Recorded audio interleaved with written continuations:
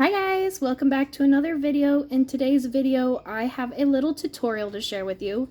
So recently I made one of these spools. I did a double stacked spool for the Cheeky Bum for her caboodle swap. And she was asking how I made it, so I thought I would come on and share.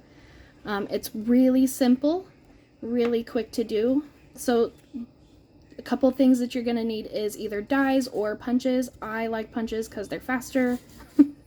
Sometimes I'm too lazy to do die cutting. I used both 110-pound cardstock and 65-pound cardstock. Also, you're going to want pattern paper if you want to, decorate and embellish this spool however you want. But we'll go ahead and get started. So I took my trim. I just picked this trim that I had in my stash, and I measured on my cutting board how wide it is, and I wanted to make it a little bit wider, so that's how tall your spool is going to be. And I cut it, so this is 1/2 inch by 11 inches. I like to use the full length of the paper. You could do the 12-inch paper, but you want it to be longer, and you will see why later in this tutorial. So I chose just one of these glass jars. This is just one I have close by because it was sent in my spring group swap. And literally all that you do is you take the circumference, and you wrap it. And as you wrap, you're going to glue it down. Let me get my stopper out and start gluing. I'm just going to do this quick, but you could obviously make it better. I think this will hold just fine, so I'm not too worried about it. I am not sending this in any swap, so I'm not gonna make it perfect, but we'll do our best. So you're gonna go all the way to the end and just keep wrapping it around. Just like that. Okay, so there we have our little cylinder. Okay, so the next thing that I do is you're gonna take your 110-pound cardstock. I made this example just before this video, and I do one that has a fun decorative shape. I like the scallop shape. I have a flower, your die cuts. You could do whatever shape that you want, as long as you want it to be bigger than your cylinder. So whatever you've chosen, however big that you've chosen, you want it to be bigger, because obviously you want that lip to hold the ribbon inside and it's not like, poking out as you wrap it. So I'm just gonna go ahead and punch 2 of those. I know it sounds scary.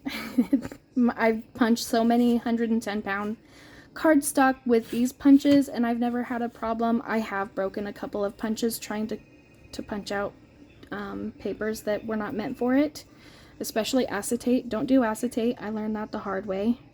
But all that we're going to do is, because we've wrapped that around so many times from that extra length, that leaves us with the perfect lip to add our glue. And don't worry about it being too much. You could always wipe it away, or you could use your finger to spread it out too, I guess. And then we're going to do our best to center it onto one of the punches. Just like that. We'll press it down. I got a little bit of overhang, but that's okay, of the glue. There we go.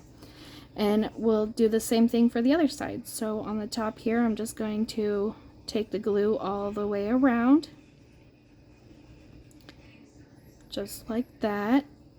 And then to line these up, I just turn it on its side. So hold them both straight up and push it together. And it's not perfectly even, but it's close enough. You're not going to be able to tell unless you're really inspecting it. And I just push that down, and you'll let that dry, and that's your spool. Then you can wrap your ribbon around, and so then it'll come out like this. Now for closing it, you could do, you know, a pin, you could do your washi tape. I don't like to do anything too sticky because a lot of times the sticky residue will stick to the ribbon. So what I did is I took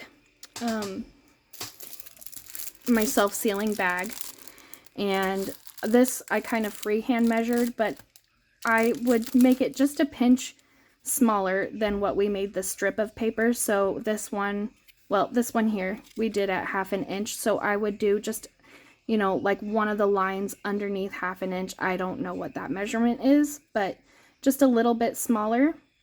And then I would, you know, wrap it until I felt like it was secure enough, and then just use double-sided tape to secure your ribbon in place. And that is how I made my cute little spools. So that is all I have to share with you today. If you have any questions, if I didn't explain anything good enough, please let me know. I've never done a tutorial before, so this is my first attempt. Actually, this is the second time I filmed this. So anyways,